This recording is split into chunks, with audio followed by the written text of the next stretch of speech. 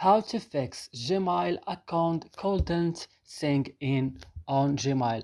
Hello everyone, in this video we talk about how to fix this on your Gmail. I will show you the easiest way. Just watch this video till the end. So first you have to go and open the settings of your phone, and after this go directly in open apps option.